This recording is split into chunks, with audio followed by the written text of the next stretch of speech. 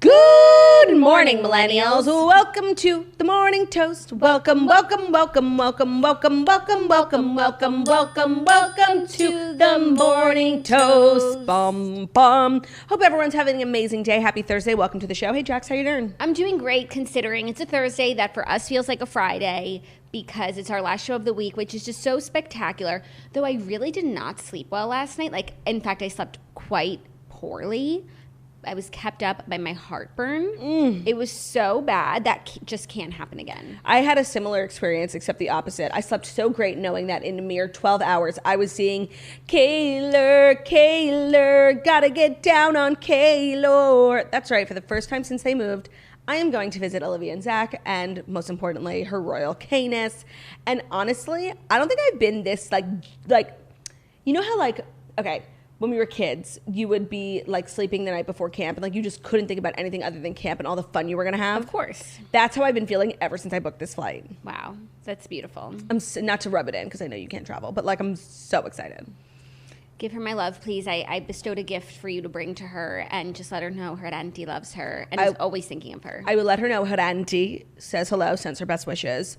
And I hope you have a great weekend, you deserve it. No, I'm so excited. Me and Kaylor, nonstop. Love and kisses and hugs. And oh, God. Pray for Kaylor. I'm literally going to suffocate her. I'm going to smother her with my love. Okay, well, while you're doing that, Brew and I are having a traditional fall weekend, fall vibes. We're going up, the northeast border. We're going to Vermont. So it's extremely autumnal. So you've got to make some chili. Already working on it. I have to get the meat today. I guess I'm not really doing a chili weekend. I guess I'll have to eat barbecue and stuff. Also good. And yeah, it's going to be fun. I'm excited for some reading, some chilling, and just Brew because he's never experienced proper fall vibes because we're coming up on the 1-year anniversary of Brew coming into my life. Wow. And when is Brew's birthday, date of birth? August 15th. We celebrated that. Remember everyone came over? Yeah. We had a big party. Brew got so drunk. It was crazy. I don't know the exact date that we got him, but it's in my time hop. But it's now. And it's coming up. It's in 2-3 weeks. And just thinking about what Brew has brought to my life in the last year, it's overwhelming. It is. And it can't be understated. And to think there was ever a world without Brew for me. And that if I didn't act quickly and decisively, Brew might have never entered into my world. That's the kind of chilling thing about becoming a mother is that you think of the time in your life before your children existed. BB before Brew. BT before Tiggs. Ugh, how is due? Stunning. I mean, so yesterday, Jackie and I recorded one of my favorite Patreon episodes to date, okay? You guys, this Patreon episode, okay, Zach is still asking me to send it to him. Okay, me and Ben listened to it last night before bed. So when he asked me to send it to him, I was like, let me listen to it from his POV, see what he would think. And it was so nice, by the way. I was so hard on myself. I mean, I don't know what's so nice. Relax. No, but I felt I was very equitable. And you think it was an equitable division of the assets? I do, and I would have no problem sending it to him, and I probably will send it to him, though he still probably won't listen. So me and Ben listened before bed, and first of all, he wasn't really upset with anything I said. He was laughing, and then he was gaslighting me, no, you do that. I'm like, okay, sure, Jen. But then it definitely put a negative, just air in the atmosphere because of course we fought before bed, about something totally different. But I think we just you were in fighting mode. Yeah, and honestly, I just wouldn't recommend listening to the podcast. For those who don't know, it's a podcast all about the most annoying things your significant others do. I just wouldn't recommend it listening to it together. Okay, because if we are going to listen to it, I'm going to send it to him. He probably won't listen to it, but maybe we would listen to it in the car because we have a long drive. Yeah. But you're saying that we shouldn't. Yeah, I'm going to say no. Okay, we'll see. It actually sounds like something fun to do in the car. When to listen to this fabulous episode. This is going to be a fabulous episode. Well, because then he'll hear this and be like, I want to listen to the Patreon. Right. Don't listen to this episode. No, but the Patreon is so good. So basically everybody, toasters, sent in the things that their husbands do that annoy them most. And we read a lot of them. But there was over 700 comments. We could not get to all of them. We read your guys' qualms. And then we shared if we experienced this or not. And, cited some personal examples. Some maybe conflict resolution things that have worked for us. Yeah, there wasn't much of that. No, there was not much of that. But if any. Yeah. It was nice to see, but the moral of the story is that we all married the same person. And the moral of the story is that, like, this might have been, I think, in my opinion, like one of our best months of Patreon content ever, because we had the makeup tutorial, we had the mukbang, we had the significant others. What were the first two? We had Olivia sharing her news. Oh my God, that was only a month ago? I know that feels like forever ago. Yeah. And then we had the podcast that we did about Judaism around the Jewish holidays. You know what? Like, truly a well-rounded month of content for only $7.99. Head over to patreon.com/morningtoast. It's worth it. It's worth it. Support your favorite girls. And, you know, we're always switching things up, having fun over there. So if you want extra content to get you through the day, patreon.com/morningtoast. We have an amazing show for you guys today. It's Thursday, which means we've got our Real Housewives of Beverly Hills recap. I also watched Kathy and Kyle on Watch What Happens Live. Me too. And I just have a lot of feelings, like, about last night's episode. Not that it was the most, you know, drama-filled, but I felt as though it was very telling of a lot of things. Okay, cool. And I would like to dive into that. And we also are just going to deliver the Fast Five stories because the world never stops turning, and neither do we. Exactly. So I think without further ado, it is time for the Fast Five stories that you need to know before you wake up and take a bite out of your morning toast. And today's episode of The Morning Toast is brought to you by Hawthorne. As we've all been getting back to our normal routines, it's time to introduce the men in your life to a new routine, personal care. Taking care of your skin might be second nature, but creating his routine, you'll need something that's easy, customized, and smells good. And, you know, this is very appropriate considering we spent the entire day yesterday complaining about the things that our husbands and boyfriends do, and not taking care of their skin is one of them. Like, is it on me to be your facialist and, like, literally pop all your blackheads? It is, but it shouldn't be. If you want to help elevate the men in your life to look, feel, and smell their best, the easiest way is to give them a routine tailored specifically to their needs from Hawthorne, a premium grooming brand that is designed to create personal care products and routines for men that fit their unique profile. They focus on skin and hair products plus cologne, and they work to address their biggest concerns. So basically, you just have to take the quiz on Hawthorne, and they'll ask things like, how his skin texture is his skin dry, does he use a cleanser? It was actually really easy, and Ben is so lazy, I did do it for him, and I knew most of the answers because I'm a very educated wife. They also take the risk out of it by gifting you free shipping on your order and return. So if the man in your life doesn't like the products, Hawthorne will even retailer them based on their feedback. So take the quiz today and get the men in your life started on their new routine by going to hawthorne.co. That's HAWTHORNE.co. hawthorne.co/gift, and using promo code TOAST, you get 10% off your first Hawthorne order at hawthorne.co/gift, promo code TOAST. That's hawthorne.co/gift, promo code TOAST. Thank you, Claudia. Just really quickly, I ran into every single Real Housewife of New Jersey last night, and it was just a pleasure. I miss those gals. Yeah. I saw Margaret, Melissa, and Joe. Margaret and Joe. And Jackie Goldschneider, who was, like, sipping on a spritz, and she was loving it. She was like, these are the best. Oh my God, that's so awesome. Jackie Goldschneider approved. Wow, you love to hear it. You do love to hear it. Okay, let's get into the stories. Our first story is the big story of the day. Britney Spears' father, Jamie Spears, has been immediately suspended from her conservatorship. Britney Spears' father has been ousted from her conservatorship following a drawn-out legal battle that has persisted since the pop star was placed under the court-ordered arrangement in 2008. Judge Brenda Perry ruled that Spears' father will no longer serve as the conservator of his daughter's estate, immediately removing him from control of her finances. The judge said, "I believe that the suspension is in the best interests of the conservatee. The situation currently is untenable." A hearing was set for November 12th to determine whether the conservatorship will be ended entirely. Wow. So that's the next inflection point on this. So Britney just has this, like, fabulous new Big Time magazine editor lawyer who's just, like, making things happen, like, literally getting more done in the last, like, few months than that's been getting done in the last 10 years. I think the next thing they're trying to do, so the person who's been temporarily, well, not temporarily, like, the new conservator is just like an accountant, like, as it should be. Yes.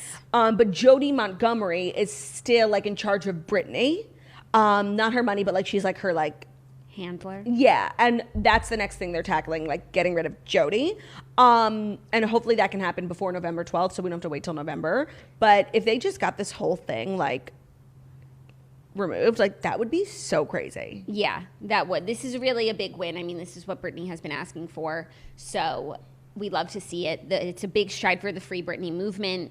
And I also think, I'm sure her new lawyer is extremely effective, but I have to imagine that the public outcry of Free Britney has influenced some things in this case. Yeah, and especially because, like, the Free Britney activists are, like, they don't let one piece of public record, like, paperwork go by unpublished. Like they find everything, they put it all over social media. And it really felt like for so long that these judges and like random people involved in the conservatorship like are all being bribed in some way. And like I just feel like now that the paper trail is being so looked at with such a magnifying glass, like they had to just give it up, you know? Like Jamie, like bye, he's literally a disgraced king. And we're just very much looking forward to justice being served. We are, and we're well on our way. This is one big step for Britney, one small step for mankind. 100%. Like this is so trivial. It's like not even like they're asking for something so outrageous. Right.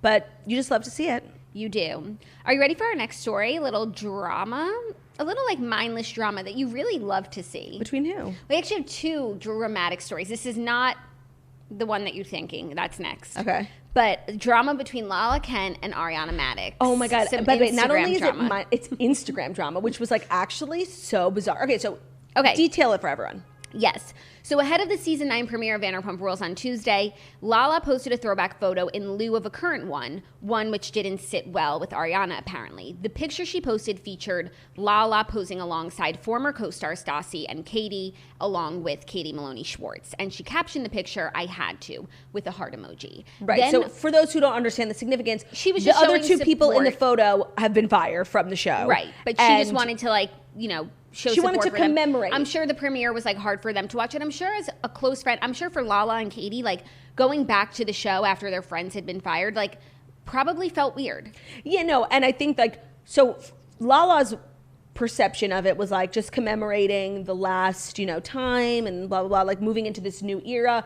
Whereas like for other I think she was like, we're doing the show even though like they fired our friends, but like I still love and respect my friends, and here they are. Yeah, and I think with Ariana, maybe other people was like, we're supposed to be promoting our new show, and like this is what you're doing. Right. So Ariana commented, "I love you all, but I guess I'm just confused what this post is supposed to be giving on the night of our premiere. Are you living in the past, or are you ready for the future of the show?" To me, this comment, like they clearly have a chip on their shoulder about the fact that this is a new iteration of the show, and after seeing the first episode, a lesser version of it. And we know why they have the chip. Right. I think that she, and the show is now focused more like on her and some of the other people who maybe were like faded to the background a little. Yeah, they weren't like the mainstays every season. So I think it feels like an attack on, this new show. Well, also like what we were saying yesterday when we recapped this new version of the show is that like it's very much seeming like it's going to be the Tom and Ariana show and like the Tom and Tom show, which therefore makes it like Tom, Ariana, Katie.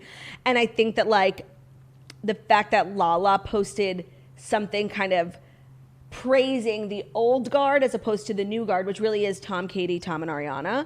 I think that probably bothered Ariana and like motivated her to post this. Like if it wasn't now being portrayed as like very much surrounding around Tom and Tom, I don't know if Ariana would have been as offended, but she's like, it's supposed to be about me now. Like, right. I mean, but Katie's in the picture and she's fine with the support. Well, of course. But so then Lala deleted the picture saying because someone was affected. Right. So she deleted the picture and then somebody wrote like a Q&A like, did you delete that picture? And she did an Instagram story. I believe she had her middle finger up and she was like, yeah, because someone was affected.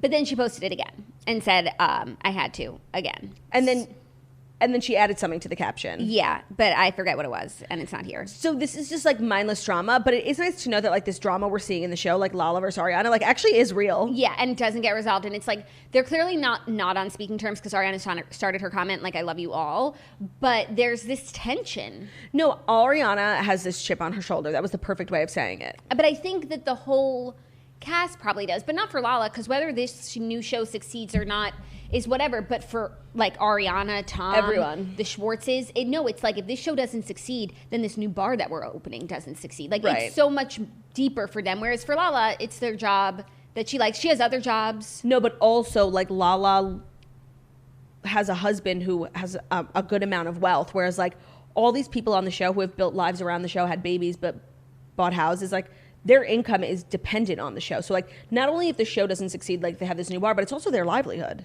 Yeah, but also, I mean, yes, it's nice that Lala, can be provided for from her man, but she has other businesses. No, that's 100%. She wrote a book, she has a podcast, she has a beauty company. So she's someone who's like, other ventures don't revolve completely around the show. No, but that's like, so now when you look at all the people who don't currently film the show, like Stassi is fine financially. Like even though her podcast was canceled, like she is in the process of building it back up. But then it's like when you look at Jax and Britney, who's like, both of them were so dependent on the show. Like, I don't know what they're going to do. Like, I don't know how long the Vanderpump money lasts. Yeah, or what else they have, because they were in some like businesses. Like, what happened with to Lance Mama's Beer Cheese? Mama's and Beer then Cheese, Just Add X. Yeah. So I don't know. But and Jax had done for maybe an interview or even when he was just filming, saying that he was like an early investor in like a really big weed farm in California. Which, if that's true, then I'm not worried. Me too. Okay, good to know. Like Kristen has, what's her? James May? Mm-hmm. Yeah, like they all did stuff, but I think some people's stuff is stronger than other people's stuff. Obviously. To put it kindly. Very kindly. Are you ready for our next story, which is some more drama, some more Instagram drama, actually? I literally love Instagram drama. Heather McDonald is hitting back at Chrissy Teigen saying, quote, "I do not hate anyone." So Heather McDonald is embroiled in this like conflict scandal with Chrissy Teigen. And it all started a few days ago when Chrissy posted a picture of herself and her eyes are closed. Other than that, like she looks, pretty. I do think the timeline of this entire story is essential to understanding it. Yes. And you know what? I'm just going to go straight directly to the source. To the Instagrams because I want to read the captions for you verbatim so that we all can make up our own minds about this one. And while Jackie does this Heather McDonald drama is brought to you by Olive & June, the best mani system out there. If you're looking for the answer to salon perfect nails at home, the Olive & June polish lasts 7 days and does not chip. And with their mani system, each at-home manicure comes out to just $2. And we have a special code, so just make sure to listen for it. If your biggest issue is not being able to do your own nails, having your polish chip, not having the right supplies, the Olive & June mani system has everything you need. First of all, they offer the most beautiful polishes that are designed to last over 7 days. The entire mani system comes with all the things you would need, like cuticle oil, nail file, just all the things you never have but are always in need of. And Olive & June has just got you covered.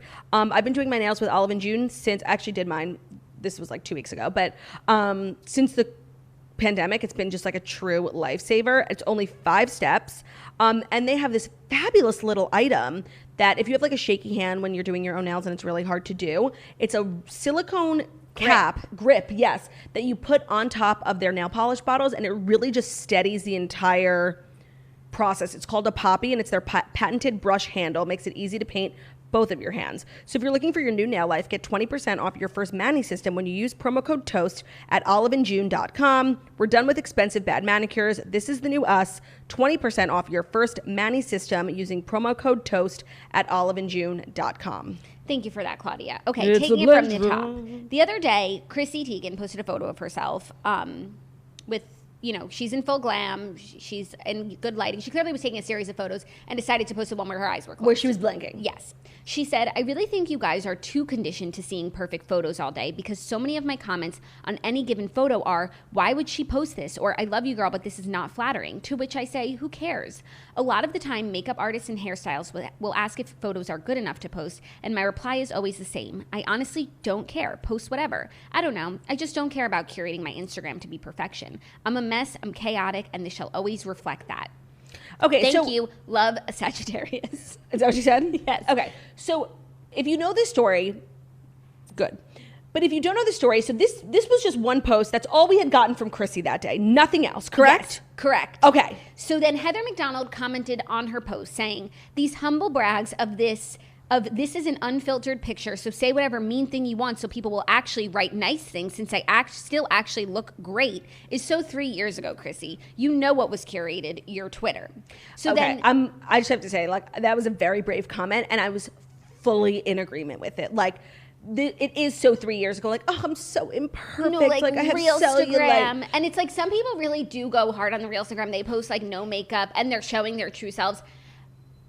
This photo is not that. She's in full glam. This photo is like not brave. This photo is not curated. It's just her eyes are closed. Your eyes are closed. So it is like such a lame thing to do. And I actually really loved Heather calling it out. Like, first of all, Chrissy is in this like recovery mode where she's literally trying to bounce back from being declared the world's biggest bully and like a bitch on like bullying children. Like, so that's what she's currently working through. And this is definitely like a defense mechanism. Like, oh, I'm so not perfect. I'm so real like you guys. Like, no, you're not. Like, I hate when people do that. Especially there are like Jack Vanek does it actually really well. Like, this is me in a bikini and this is me hunched over in a bikini. Like those are real helpful things in my opinion. This picture of Chrissy Teigen is so lame and is such like fishing for compliments. It's fishing for compliments, and Heather was merely pointing that out, and she posted her comment and this screenshot to her Instagram where she posts a lot of her comedy. Yeah. And just said, I cannot take it. I'm just having one of those days where I had to point out the hypocrite on IG. I can't be the only one that can see through this BS. So that was it for a little while. That was it for a minute. Yeah. But then Chrissy posted on her Instagram, I didn't sleep at all last night, as John can attest. I was up sick sobbing as my phone popped up with the memory of being in the hospital exactly 1 year ago, losing our baby. So maybe I'm a little sensitive today, but fuck off. And most people are taking that fuck off to Heather. mean directed at Heather because and then she shared that, this was the 1 year to the day of her having a miscarriage. Which is so sad. And then the narrative was basically like Heather McDonald is like bullying Chrissy Teigen, on the anniversary. When, like, in Heather's defense, nobody knew that it was the anniversary. Chrissy posted it after that. So I think that we can like have a lot of sympathy for Chrissy and what must be a very difficult anniversary. But also, like, you can't blend the two. Like, the TMZ was like, Heather McDonald posted on her Instagram the TMZ headline. People are just taking things out of proportion and making it seem like Heather was intentionally bullying Chrissy Teigen on this like difficult day for her, which it just was not. So, hold on, wait. I read it yesterday. Whatever, I can't find it. Like, all the articles are basically now. There's two separate events, and all the articles are like making them seem like they're one. Like that Chrissy told Heather to fuck off. So then. And that Heather was like attacking Chrissy on this difficult day for her, which when Heather did post that comment, we did not know that it was this particular day. Right. Then Heather posted the TMZ article saying, thanks TMZ for posting such a great photo of me mid-sentence that one time you stopped me outside of Craig's LA. The two photos, just you guys, you have to look at the photos that they made a collage of for like Chrissy. It is not women supporting other women. Look at these photos. That is so mean. But that's just like classic media manipulation, like one person looks like the angel, one person looks like the devil. Oh, literally me and Cuba Gooding Jr. Like Cuba Gooding Jr. looking like a stud, me looking like something that fell off a truck. Like literally, that's fucking E! News. I'll never forget. TMZ, everyone was coming for me, showing like every ugly picture of me, and like Cuba's like literally like he just walked out of a ray of sunshine. Yeah, like, no, he looked like a professor with his glasses on. Right, when he's the one who stuck his finger up my butt without consent. Right. And to me, like that, just that in general of posting the pictures of both people, and you're going to let us know via the picture who you think is the bad person, who's the good person. Yeah. That's like clickbait from the 90s. Like, that's like putting your headline all in caps. It's so fucked up. We as a society have to stop doing that. Yeah, no, just like post even photos. Like, fair and righteous photos. That's neither here nor there, though. So Heather said, when Chrissy posted the flattering photo of herself in glam and a nipped-in waist, claiming it was in fact unflattering, I merely was pointing it out that many of us now see the humble brag attempt and call BS. Now, since she considers herself a comedian and was literally a judge on TV of comedy, I was praying that she come up with some new material for her social media. I do not hate anyone. Maybe today Chrissy can squeeze the outside of her thigh and highlight a cellulite dimple so the world can again remember how real she is. Chrissy is just a mom/supermodel who actually eats and is super authentic. If you want to hear my thoughts live, come to the Irvine Improv on October 1st. Heather is like milking this to sell her improv, which you got to respect the hustle. I don't know. I just feel like I agree with what Heather's saying. Like, it's so lame of Chrissy. Like, I'm so real, blah, blah. But then it's also just like not fair of the media to be conflating these two things like they have anything to do with each other, and they don't. Yeah. And I just feel like you can agree and like want to critique like Chrissy Teigen out here like fishing for compliments while also understanding and being very empathetic and having a lot of sympathy for like this very difficult time she went through 1 year ago yesterday. The two have nothing to do with each other. Yes, but it's I like not agree. cool of TMZ like making it seem like Heather intentionally woke up, knew it was the anniversary of something difficult for Chrissy Teigen, and decided to attack her. Like, that's not what it is. No, not at all. But then you told me that this has become like such So then Heather posted on Instagram today, there was a Page 6 article basically recapping this idiocy. And then this was Heather's caption, which is crazy. Up now on Juicy Scoop, she did a podcast about it. TMZ and others reported on why Chrissy Teigen told me to fuck off. I tell you the whole Juicy Scoop here. Did Kyle... whatever. So she's promoting her podcast, and then she says, I was booked for 3 days on E's Nightly Pop, but was then fired after 1 day. Because of this drama. I don't know. I have to listen to the podcast, but that's what it seems like. I would have to imagine it's because of this. What else could it be? Even though, like, wouldn't they want, like, right from the horse's mouth? I don't know, but that's really crazy to me. I know. Instagram drama, I'm telling you, it has real life repercussions. She probably was so good on Nightly Pop, and they need to find a co-host for Morgan's maternity leave. They've been like rotating in a lot of people. Yes. I think it's like, you know, kind of like a audition-y time. I am a huge Heather McDonald fan. Like, she's so funny.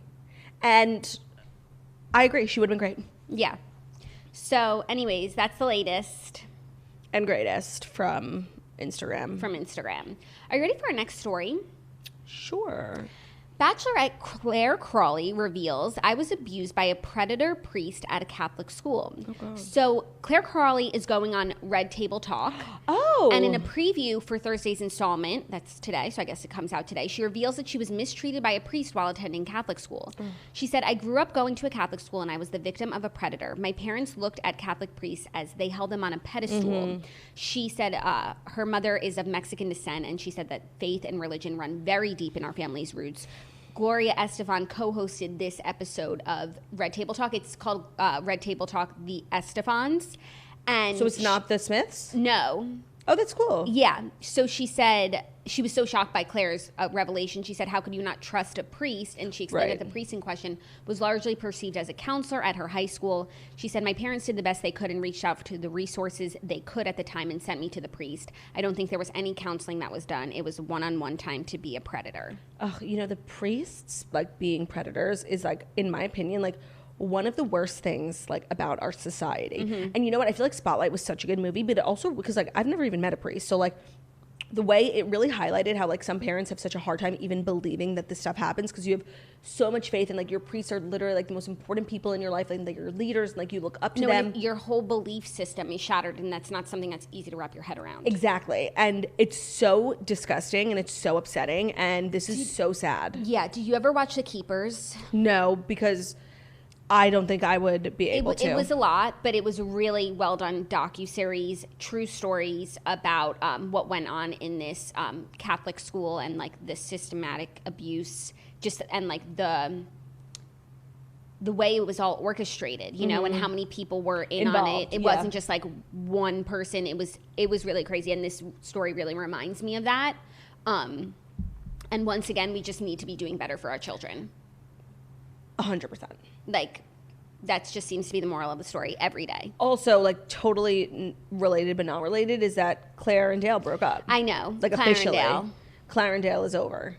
I'm sad. I Me actually too. am. Because you know what? Like, once they got back together, I was against like, all odds, they did it. And like, you know, once they broke up right after the show, and everyone was like, "Oh, classic, whatever." But then they got back together, and I was like, you know what? This is it. And they were doing the damn thing, and they weren't being that annoying about it. Not at all. They were being actually kind of like low key. You only knew about it from like Dumois sightings. So I was really here for it, even though like I don't follow either of them, and maybe they were being extra on Instagram and I missed it. And I'm really here for Claire's happiness. Me too. And so to know that it's a no, that just, you know, made me sad. But I'm glad that her whole season wasn't a waste, because when they broke up like the next day, because it turned out that he was just like this raging thirst monster, it was like she completely, and because she blew up her show because she really was just trusting her heart, like that was really sad. Yeah. So at least that's not the story anymore. No, at least we got, what, like a year out of it? More or less? Yeah. Her season aired in like June of last year. Perfect. I think. Well, I do wish them the best. Also, just yet again, like, Red Table Talk constantly raising the bar for every web show out there. Yes, I agree. It's so good. Sorry, who's Gloria Estefan? She's a singer. Yeah. She sings like some really great songs. Yeah. I just don't think like if I met her, I wouldn't recognize her. That's okay, but if you heard her songs, for sure, you would recognize those. Is she calling Gloria? Probably, right? Gloria. When I used to hear that song as a kid, I would be like, Claudia. Yeah, we all did. You're always on the run now, Claudia. Which is obviously not true. Get on your feet, and then also what's get on your feet? Don't make me sing. No, Get on your feet. And also, I think there's a Broadway musical about her called Get on Your Feet. Oh, that's cool. I still don't think I know any of her songs. You do. You really do. Who sings Calling Gloria? I'll look it up. Calling Gloria. Song. I don't think she would sing a song about herself. I think she would. It's by Laura Branigan. Fabulous song. Fabulous song. Okay, but let's get back to Get On Your Feet musical. And they used to play that like at every bat mitzvah, and everyone would be like, Claudia. Maybe I'm imagining that. Maybe I made that up about Get On Your Feet music. On Your Feet. But still, what is... And it's based on the lives and music of 26-time Grammy Award-winning husband and wife team Gloria and Emilio Estefan. The musical has a book written by Alexander Dinelaris Jr. Okay, and still, what songs does Gloria Estefan sing? What's On Your Feet? It's a musical. No, the song. Okay, I'm going to play it, okay? Just sing it. No, but I don't know it. Like, I don't know it well enough to to get you to realize. I've never heard this song. We're not going to be able to monetize. You skip.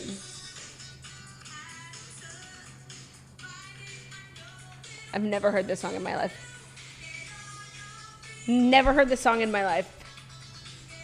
Yes, you. It's giving me very much. Know this fucking song. It's giving me very much the Carrie Diaries energy.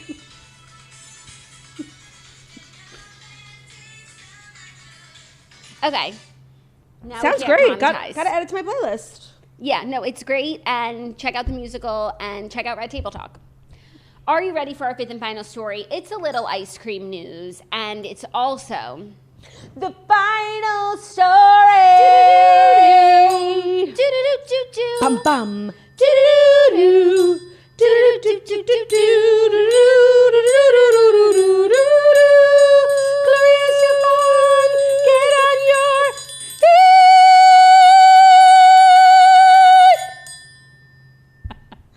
That has become my best part of my day. Part of your show. Your show? Yes, thank you. Finally, someone recognizing this is my show.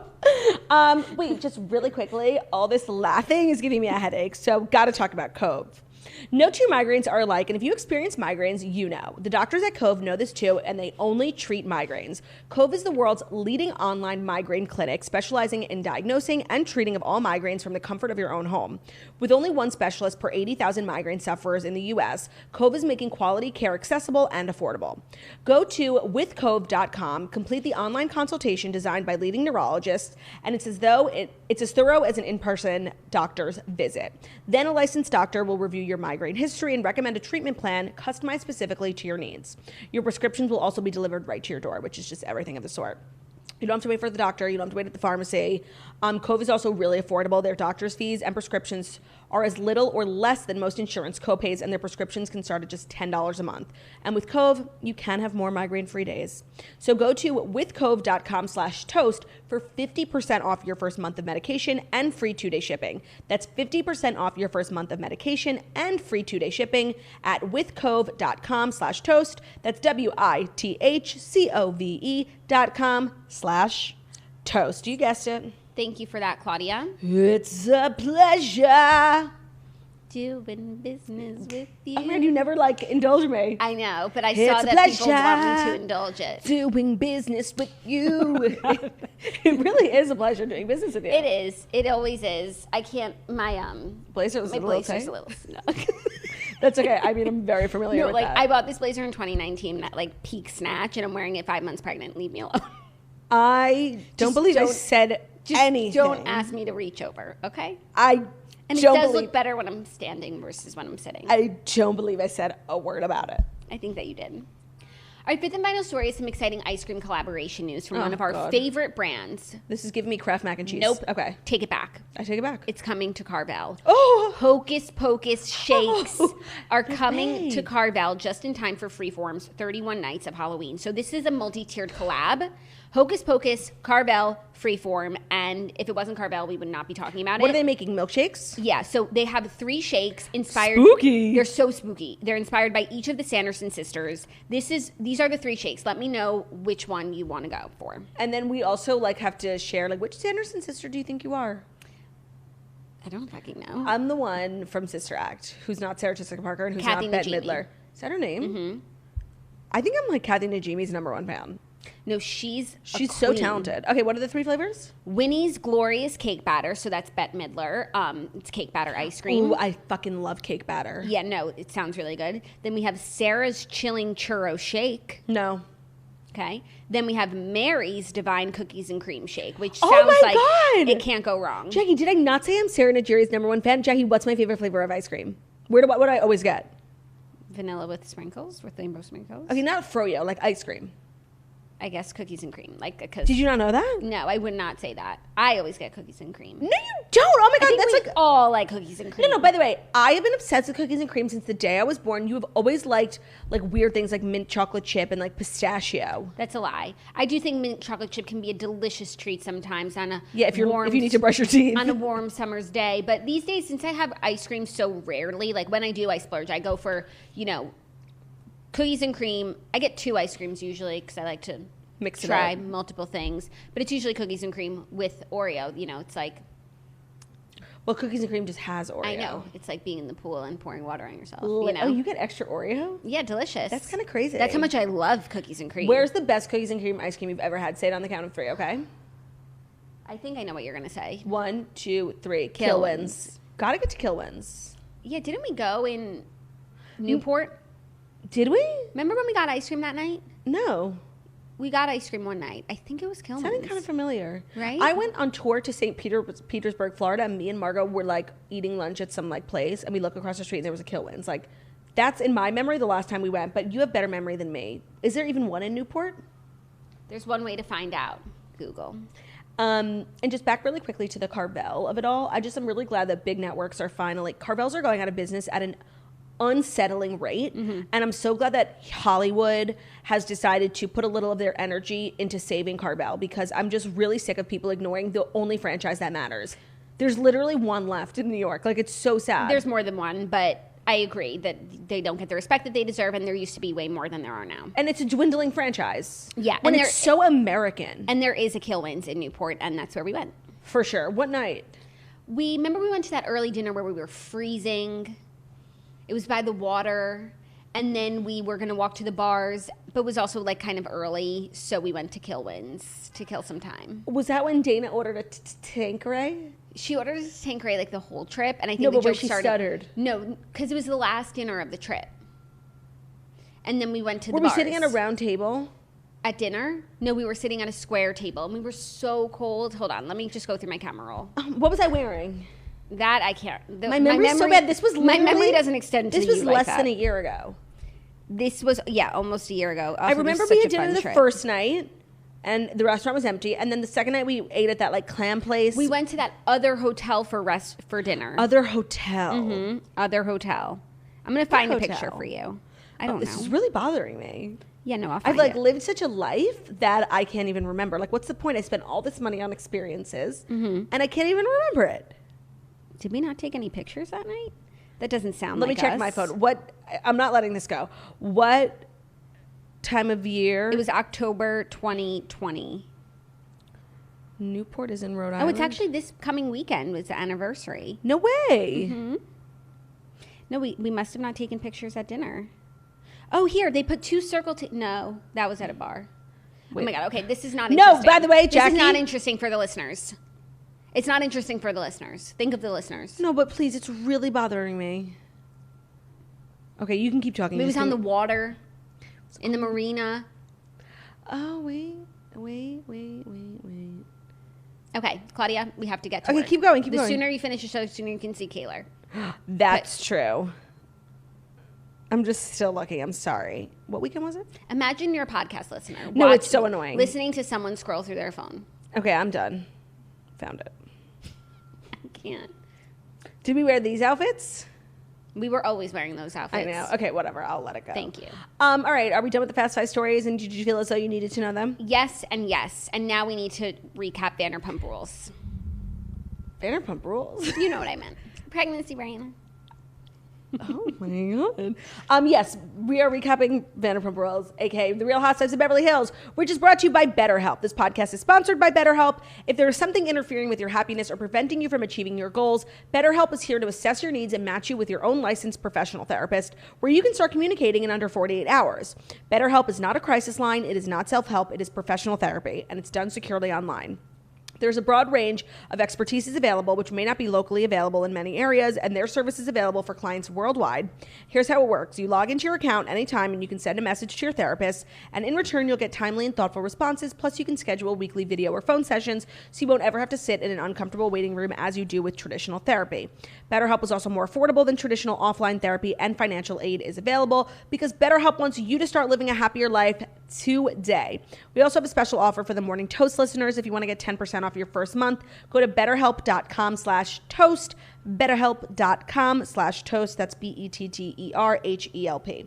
Okay, so before we dive into last night's moronic circus that was Beverly Hills, it's worth mentioning that I watched Watch What Happens Live, and we were speculating last week as to whether or not Erica and Kyle were on good terms, and they are. They're on terms. Kyle said she spoke to her yesterday, and Kyle would not say one bad word about her last night on Watch What Happens Live, which was so frustrating. Interesting. Okay, maybe when Erica said she only had one friend left, maybe that was Kyle. It was like a joke. No, maybe it was Kyle. No way, her and Lisa. Watch What Happens Live. Rinna. Watch What Happens Live did like a poll, like who's so far up. Right, and it was Rinna. Rinna, out of all the women, had 70%. Yeah. Okay, but last night's episode, they finished this fabulous trip in Del Mar. Like, honestly, if I ever were to go on a trip, I would need Kathy Hilton to plan it because she doesn't overdo it. Like, she likes to relax. So she does like one activity a day, and it's actually a lovely schedule. And I was just saying, like, would love to be on a trip planned by Kathy Hilton. But the real crux of the episode was Erica's actual mood swings. Like, it was so bizarre. First of all, she's so rude to Sutton, and I'm just like done with people walking over Sutton when she's the only one acting normal. No, and she's such a good friend, and I almost forgot. And it was once like Erica was being like a little bit human towards Sutton, and Sutton started crying just because like the loss. She had such a good friend in Erica, and I didn't even realize that they were such close friends and like how much that meant to Sutton. And so just to discard a friendship doesn't mean nothing to her, and she's just such a good person. I'm so glad that Crystal finally realizes that she's not the villain in this cast. Like, no, and we knew that when Crystal was coming for her, and it's like it just takes everyone like a minute to understand Sutton. But I'm so glad she's off of that hill because 100%. Because also I was loving Crystal's energy last night. I'm like, you just need to make up with Sutton, and I had even forgotten that they like were not close. So the fact that Crystal said something and really put this thing to bed made me really love Crystal after like a great episode for her, like buying everyone bottles of wine. It was a good episode for Crystal. It really was. But the bar is pretty low because she just like in past episodes she's been so wrong. It's as if she's not even there sometimes. 100%.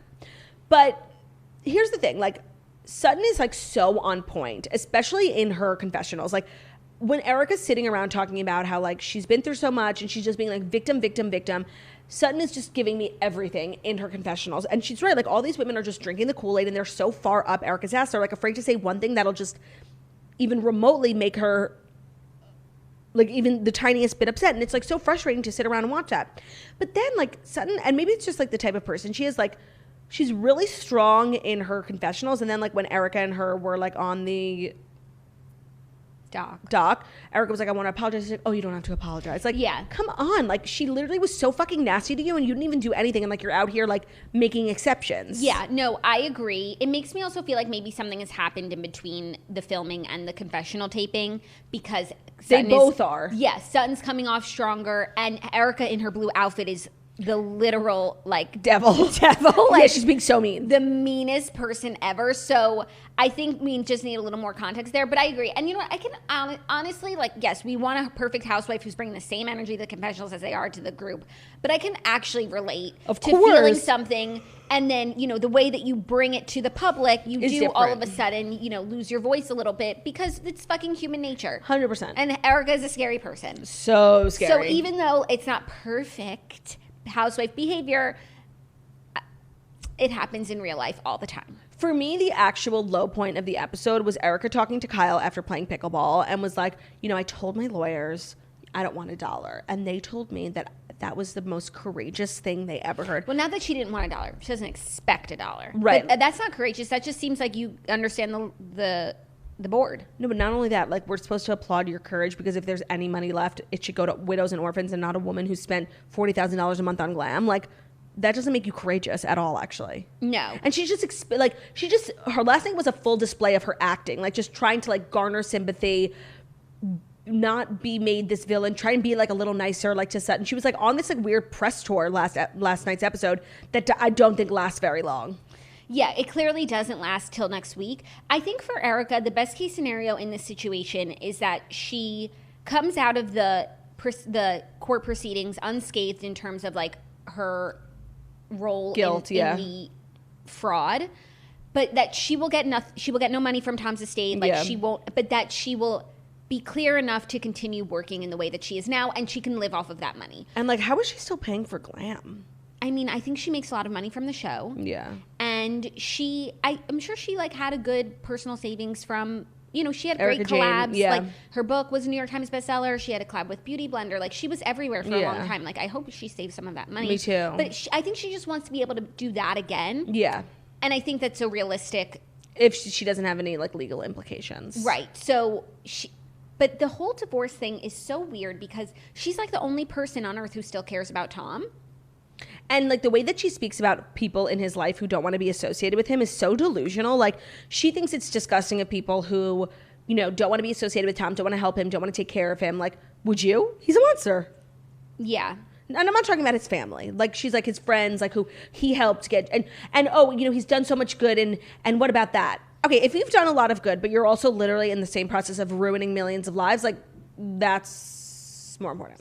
Yeah, I had watched a few minutes of the previous episode. It was a never before seen. Me of course, too. they gave us like all this stuff that actually would have been helpful. Where she's talking about how like Tom, all of these people who Tom has helped over the years, he's paid tuition for. Like I got think him jobs. That yes, he was extremely corrupt and stole a lot of money, but apparently he was also generous towards others. Right. So those people who experience his generosity, where are they? Is what she's trying to say. Like, but. It's just weird to me that she's divorcing this man because he was so evil towards her, and allegedly. is trying so hard to like make him seem like a good guy. Yeah, and then the whole conversation about like, you know, how sad we are for Tom because he's going to go to a home like after this storied life that he's lived. No, it's weird. I'm just like, what about the widows and orphans? They can't even afford a nursing home. Nothing's making sense, and like Erica's just like really trying to change a narrative and is having a like it's not doing a good job of it like at all. And her talking points really seem like they are in coordination with things that Tom might be saying. Yeah. Like as if they're on the same team. So she's not only walking this line of like, I knew nothing about this, this has nothing to do with me, but also like defending Tom. And Irina, kills me to say, made a good point when she said that everyone wants Erica to say, but what about the orphans and widows, you know, to be so like upset for them. But any indication that she gives about anything regarding the case is her involving herself in it. So she actually can't say those things. Yeah. So I can believe that.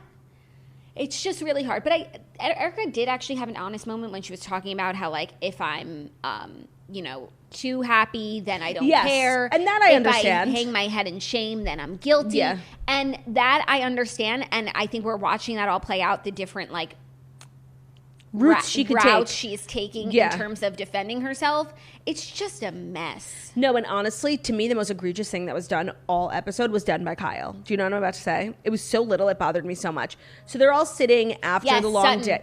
They're all sitting after the long day, and Erica's going on with her woe is me story, and she's really just like making herself out to be the victim. And I'm sure Sutton has a lot on her mind, but she doesn't say a word because her and Erica are not speaking. And all the women are like, "You're being so funny, Erica. Ha ha. Let me lick your butthole." And then Kyle's like, "Sutton, you're very quiet. Cat got your tongue. Are you fucking serious?" This is now second time she's taken Sutton, thrown her in front of a bus, and said, "I'm helping." And no one said, "Where's Sutton?" I don't know. Like, she is the worst fucking friend. And to me, that was worse than what she did it made Sutton so uncomfortable. Sutton's already so awkward. She's so awkward. And also for Sutton, it's like, when they're going to talk about Erica's legal woes, Sutton has questions. Mm-hmm. She has been told she can't ask those questions. Or what, you know? Sutton can't ask her questions when they're talking about this. So Sutton has nothing to say, because if she's not allowed to say what she's actually thinking, then there's nothing to say. Exactly. Kyle, if I can suss that out, Kyle should be able to as well. Kyle knew exactly what she was doing. She was not being stupid. Yeah, no, the whole episode was so fucking lame, especially because Kathy wasn't there to get all these women in line. Well, that was the other thing about the episode. Like, for a girls' trip, it was very piecemeal at many times. Like, Kathy didn't want to go up, and then Sutton didn't want to go up. Like, everyone was just, like, kind of doing their own thing. I just fucking love Kathy. Like, I know. She was so good on Watch What Happens Live. Like, and the episode was annoying because Kyle was still being like so up Erica's ass. Like, it's hard because Kyle's one of my favorites, but all these women, I guess I would say aside from Sutton and Garcelle, all of them have been an enormous disappointment to me. Yeah, I agree. And by the way, every time somebody brings up Denise, like I literally get down on my knees and bow down to them. No, and I'm so excited that it looks like next week, the season finale, you know, over a year later, Garcelle brings it up. Garcelle is still looking for justice for Denise, and like that, it brings a tear to my eye. And when you do flashbacks of how they interrogated this poor woman who very well might have had an extramarital affair with a woman, and you know what? It's not a crime. Nobody gets hurt, and it's really nobody's business. Very well. The way they fucking interrogated her, like she stole millions of dollars from orphans and widows. Like where is that energy? Where is a quarter of the energy? Maybe if that hadn't happened last season, Yes. I would be able to say, you know what, these women, It's not our business. They clearly just stay above the line with one another. They don't interrogate each other about all their legal things. Yep. So I could be okay with it maybe. Yeah. But given the context of last season, it's just so hypocritical. It's hard to ignore. Yeah. No, it's glaring. Gleaming. Yeah. But yeah, other than that, it was a nice episode. Watch What Happens Live was good. It was like a pajama party theme. It was cute. Kathy's just everything of the sort. Yeah, it was really cute. Kathy was so cute. And there's just a lot going on. A lot. Yeah. What? Why are you smiling? I don't know. It was like just kind of weird. Like I liked it. I liked it too. But first of all, I'm glad that Kyle like called out Andy in the clubhouse being so fucking shady. Like, why are they pitting sisters against each other? Like, Yeah. why can't they fucking help themselves? Just to like that. Once. That was like when someone was on Watch What Happens Live, and it was like to the effect of like, whose side are you on, Jax or Rihanna? Like who? Like That's funny actually. no, and Because it's like, that's like outrageous. Like that's no, funny. It's all so mean, and they're always just like making fun of the person sitting there. I imagine it's like wildly uncomfortable. Yes, I agree. But Kathy was super cute, and her presence was enjoyable. A gift. Yeah, it was. And that is our show, and it's also our final show of the week. There is no show tomorrow, like we said, but we are back on Monday to deliver lots of goodness. So Jackie's going to Vermont, and I'm going to Kaylandia, and we're both gonna have an amazing trip. I can't forget my passport. They have really strict customs at Kaylandia. Only the best. Only the best. That's our show, you guys. Thank you so much for listening this week. Hope you enjoyed all the episodes. If you're looking for more content tomorrow, there are 5 new episodes this month on Patreon, and then there's also like 200 other ones that you can watch. Vlogs, podcasts. I saw yesterday, 256. Wow, thanks. Yeah. So check it out, patreon.com/morningtoast. Thank you so much for listening to the Morning Toast Millennial Morning Show, where we deliver the fast stories that you need to know every Monday through Friday on YouTube. So if you're watching this on YouTube, please feel free to subscribe and give this video a thumbs up. We're also available as a podcast anywhere podcasts can be found. So it's Spotify, iTunes, Stitcher, Public Radio, iHeartRadio, CastBox, all the places where you listen to podcasts. Find us, Morning Toast, leave a 5-star review about how beautiful, stunning, and smart we are. We hope you guys have an amazing day. And if you still made it to the end of this episode, congratulations. You are now a member of the Society Season 2, full of true toasters who really listen to the end of the episodes. And to let us know that you made it here, drop an emoji on our most recent Instagram picture. Maybe the emoji of The ice cream cone. the ice cream cone, because justice for Carvel. Have an amazing day, you guys. We'll see you on Monday. Bye. Bye.